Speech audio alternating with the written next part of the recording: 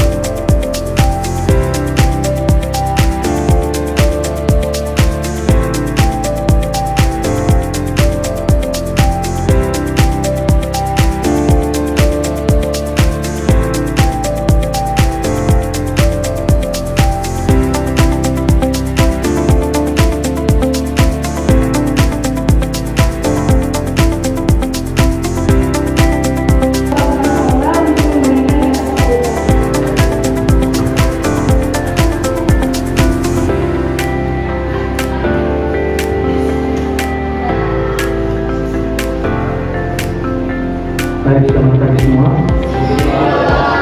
Assalamualaikum warahmatullahi wabarakatuh.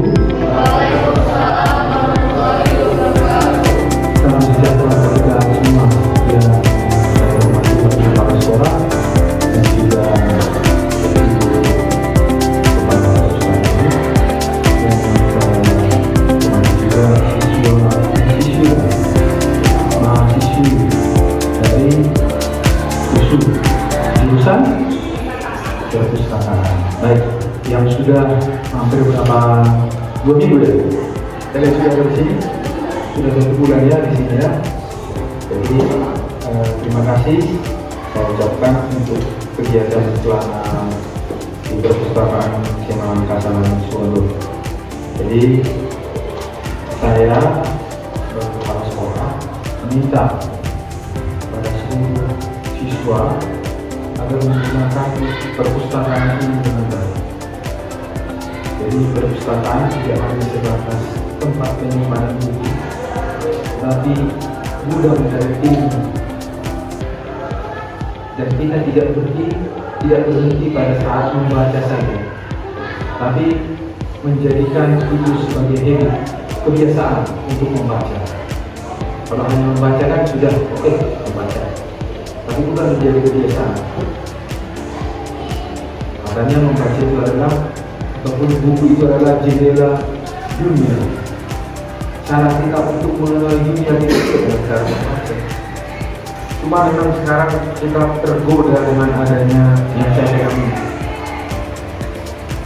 Seolah-olah ini adalah perpustakaan terbaik saat ini memang bagi kebanyakan orang, karena nyari apapun di Google ada. Terus sekarang yang chat GPT ya, nanya apapun itu ada jawaban. Mau nanya jumlah buku, mau nanya jumlah rambut juga mungkin bisa dijawab di sini. Nah, efeknya apa? Kita jarang masuk ke perpustakaan. Saya bertahun di sini, belum pernah atau jarang saya ada siswa saya itu jam istirahat itu ke perpus. Bahkan perpusnya tutup malam. Kalau saya lewat pintu perpustakaan itu jarang terbuka. Jadi harapannya dengan adanya mbak-mbak ini yang sudah membuat implementasi dasar sistem informasi perpustakaan dalam upaya digitalisasi untuk meningkatkan akses informasi dan manajemen. Artinya mereka sudah buat program ya. Jadi buku-buku perpustakaan tadi itu sudah ada di sistemnya ya. Jadi tinggal klik semua.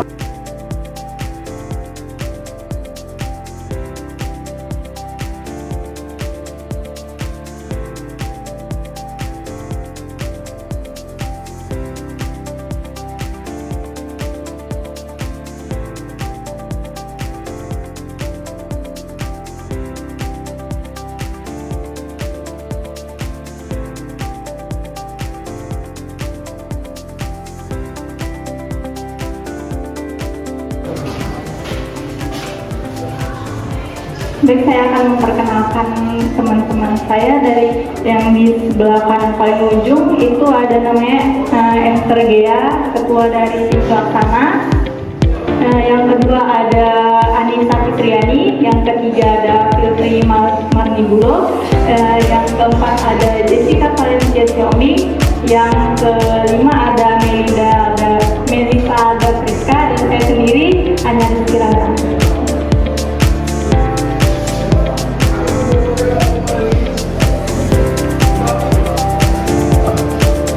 Baik, langsung saja tanpa berlama-lama saya akan menjelaskan komponen dari pembahasan kita. Yang pertama akan menjelaskan SAPIP, yang kedua ada SLIM, yang ketiga ada bibliografi, yang keempat ada keanggotaan, dan yang kelima ada sirkulasi. Saya akan menjelaskan SAPIP terlebih dahulu. Baik, SAPIP adalah perangkat lunak yang digunakan untuk mengembangkan aplikasi melalui situs web. SAPIP merupakan server yang tidak memerlukan koneksi internet dalam pengoperasiannya. Adapun komponen yang terdapat dalam SAPIP yang ada di dalam SLIM adalah Yang pertama ada Apache. Apa sih Apache itu? Apache itu merupakan server yang digunakan aplikasi. Yang ketiga ada PHP, bahasa pemrograman yang digunakan dalam web. Baik, berikut adalah tampilan dari SAMPC. Selanjutnya saya akan menjelaskan apa itu SLIM yang sekarang sedang diterapkan di SMA Makassar. SLIM adalah Senayan Library Management System, suatu sistem berbasis web yang digunakan dalam melakukan otomasi di perpustakaan. SLIM sendiri berfungsi membantu pustakawan dalam melakukan katalogisasi koleksi, pencarian koleksi manajemen, sirkulasi pengolahan anggota, dan laporan. Ada pun fitur-fitur yang umum terdapat di dalam SLIM meliputi seperti bibliografi, keanggotaan, sirkulasi, dan laporan. Saya akan menjelaskan bagaimana cara pemasangan SLIM pada komputer. Yang pertama, kita dapat mendownload aplikasi SLIM pada mesin pencarian seperti Chrome sesuai dengan versi yang diinginkan dan sesuai RAM pada komputer yang digunakan. Yang kedua, setelah di-download, SLIM dapat dipindahkan lalu diekstrak ke dalam folder htdoc yang terdapat dalam folder SAMPC. Yang ketiga, jika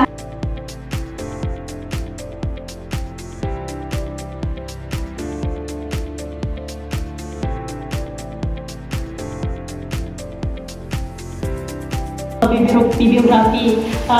Nanti saya akan menjelaskan beberapa fitur atau menu yang terdapat, menu umum yang terdapat dalam aplikasi SLIM yang sedang kita kembangkan. Yang pertama yaitu bibliografi. Bibliografi ini merupakan fitur yang berfungsi mengelola data deskriptif koleksi, yang artinya di dalam bibliografi ini kita dapat menginput semua data-data yang terdapat pada buku. Adapun beberapa kegiatan yang dapat kita lakukan di dalam bibliografi, yang pertama yaitu menambah dan menginput koleksi. Di bibliografi ini, jika kita mau menambahkan koleksi ke dalam SLIM atau menginput koleksi, dari menu bibliografi kita dapat menginput, mengedit data, dan memasukkan semua data-data deskripsi dari koleksi, misalnya judul buku, nama pengarangnya, berapa ukuran bukunya, tebal halamannya, dan semua deskripsi yang terdapat di dalam buku tersebut. Kedua yaitu mempromosikan koleksi di halaman utama web. Di menu bibliografi ini, ketika kita telah menginput buku atau koleksi ke dalam SLIM, secara otomatis dia akan tampil di halaman utama bibliografi, di halaman utama SLIM. Otomatis dia akan terpromosikan sendiri, dia akan muncul secara sendiri di halaman utama SLIM, sehingga memudahkan pengguna untuk mengenali koleksi kita. Yang selanjutnya yaitu menambah dan membuat dan menambahkan eksemplar buku. Artinya di bibliografi ini kita dapat menambah jumlah eksemplar. Berapa jumlah eksemplar yang kita miliki? Eksemplar ini misalnya satu buku dia satu judul tapi memiliki beberapa buah, misalnya 10. Jadi kita dapat membuat di bibliografi judul bukunya, nanti kita tambahkan berapa jumlah eksemplar satu buku tersebut. Jadi dengan mudah kita dapat mengenali koleksi ini 10 eksemplar tapi satu koleksi gitu. Yang ketiga, yang selanjutnya mengedit data koleksi. Apabila kita menginput data koleksi ada kesalahan, misalnya nama pengarangnya, misalnya judul bukunya ada yang salah atau segala macam, kita dapat mengeditnya di bagian bibliografi. Yang ketiga, yang selanjutnya yaitu melakukan penelusuran koleksi berdasarkan data koleksi yang sudah diinput. Di bibliografi ini, sistem temu kembali informasi mudah kita lakukan, karena di bibliografi kita akan masuk ke menu pencarian, kita dapat memuat data-data yang sudah kita input, misalnya nama pengarangnya. Otomatis kalau cocok dengan data koleksi yang telah kita masukkan, akan muncul sendiri koleksi yang kita inginkan. Nama pengarang bisa, nomor punggung bisa, judul buku bisa, tahunnya juga bisa. Pokoknya semua data yang misalnya udah kita input dan kita ketik di mesin pencarian akan otomatis muncul sendiri. Selanjutnya, inilah gambar halaman bibliografi ketika belum diinput, belum dimasukkan buku satupun. Dan ini mohon maaf agak kurang. Ini gambar menu bibliografi ketika sudah dimasukkan koleksi. Jadi ini beberapa koleksi yang sudah dimasukkan. Selanjutnya keanggotaan. Sekarang kita masuk pada bagian keanggotaan. Menu keanggotaan merupakan sebuah fitur yang mengelola semua data dan informasi terkait pemustaka atau anggota perpustakaan. Di menu anggota ini ada beberapa kegiatan yang bisa kita lakukan. Yang pertama yaitu membuat kelas pengelompokan atau membuat tipe kelas. Di bagian keanggotaan ini kita dapat membuat tipe pengelompokan kelas agar pengelompokan anggota tidak amburadul, agar lebih terarah dan teratur. Misalnya di sini kita buat kelas 10A, kelas 10B atau kelas 11 dan seterusnya. Jadi semua siswa yang ada di kelas 10 itu akan dimasukkan ke dalam kelas itu sehingga nanti lebih terorganisir. Yang selanjutnya yaitu menghimpun data anggota sesuai kelas pengelompokan.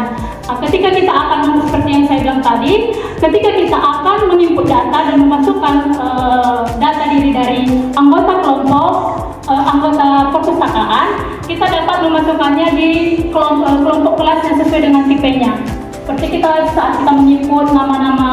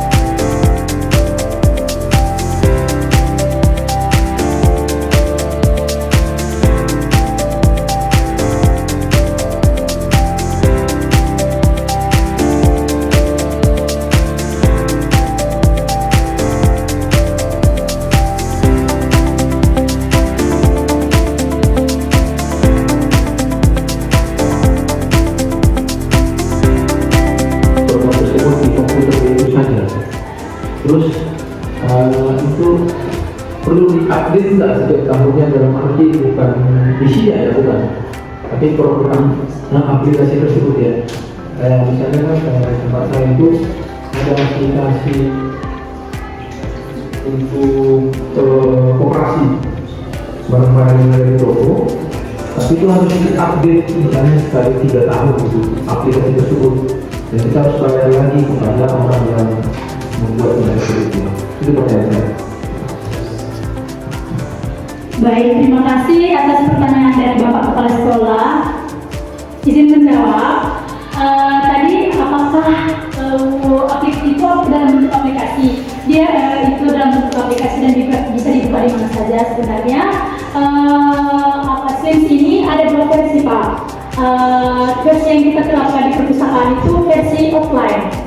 Iya, jadi otomatis cuma di komputer perpustakaan aja bisa dibuka. Makanya kalau misalnya kita mau membuka, misalnya bisa dibuka secara umum, diakses secara umum itu berbayar. Itu pakai domain, itu tiap tahun harus berbayar. Itu berbayar, dan kalau itu juga ada di bagus sebenarnya. Itu meningkatkan citra sekolah kita di luar lah. Kalau misalnya ada seorang yang menelusur sekolah kita, otomatis akan terpampang apa kita Slims kita. Oh, berarti perpustakaan sekolah SMA Angkasa udah melakukan digitalisasi. Itulah kalau misalnya keuntungan kalau online cuma berbayar, dan juga kemungkinan di perpustakaan kemarin nggak ada koneksi internet. Jadi tak memungkinkan kalau misalnya kita menerapkan sistem yang berbayar gitu. Yang selanjutnya yaitu untuk mengupdate. Kalau offline sebenarnya enggak, karena udah otomatis di situ nggak ada pakai internet, cukup dinyalakan aja sama TV, aplikasinya sama MySQL-nya tadi, otomatis kita dapat melakukan penelusuran di Chrome tentang apa kita, Slims kita sendiri, otomatis saja, karena dia nggak menggunakan jaringan wifi atau internet gitu, jadi nggak perlu diupdate. Beda kalau misalnya tadi dia jangka waktunya. Terima kasih. Mungkin pun akan muncul berapa jumlah koleksi yang kita miliki dan berapa eksemplar yang kita miliki. Eksemplar buku, misalnya jumlah buku kita yang kita miliki cuma 130 dan yang eksemplar yang kita miliki 1.300. Di situ nanti akan muncul sendiri di halaman utama slides.